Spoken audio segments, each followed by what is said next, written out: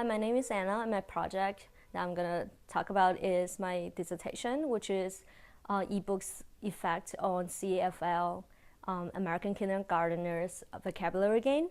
And I have worked as a public immersion program public school teacher for a while, and we have been using the BetterChinese ebook and print book textbook in our curriculum, but yet no one has really investigated whether ebook really has a better effect or not on the students compared to the print book. And so that's what my study is focusing on, since that millions of dollars have been poured into like ebook industry in the past probably 5 to 10 years, and we are expecting more of that growth as Amazon is taking up on Kindle and is replacing the print industry. And we want to know exactly what effect it is on the kids, especially for very young kids in the kindergarten level, especially the differentiation between the 5-year-old and 6-year-old, whether they are cognitively responding to the ebook in the same way, which is not yet found in the literature, which I think there's a gap.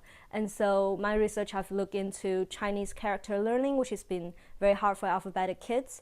And I have separated my Chinese vocabulary into 2 categories. One is an easy category of like 2-character words versus 3-character like 对不起, sorry, in like compound words. And so I wanted to see if there's an ebook and print book effect over easy and difficult Chinese vocabulary. So that cross like a 2x2 or 2x2 design. And what I have found is that for most kids, when it comes to like print book, easy words are easier to gain in print book setting, whereas for difficult words, it is better to learn it on the ebook. And then all the other conditions or combinations did not matter. And so that I thought was very interesting. It means that kids process and learn words differently, and they prefer different formats. So it's not a simple question of like, oh, is ebook better, is print book better, but it's depending on the type of words that you want the kids to learn and the type of scaffolding and enforcement each book can provide. So that's like my primary research question and the results. But I also look into 5-year-old and 6-year-old differences, because usually in literature they are combined together as one category, or it's about preschool or kindergarten level. They don't really differentiate between them. And what I found is that 6-year-olds majorly, what should I say, outperform 5-year-olds in most categories, especially significant at like easy print book and difficult ebook condition. They really significantly outperform the younger kids. It just means that 6-year-olds definitely have like the cognitive developmental like advantage compared to 5-year-olds in this setting. And there's no what should I say, like there's no preference so far about which book format each of those age groups prefer, but we just know that 6-year-olds basically generally do better in both formats.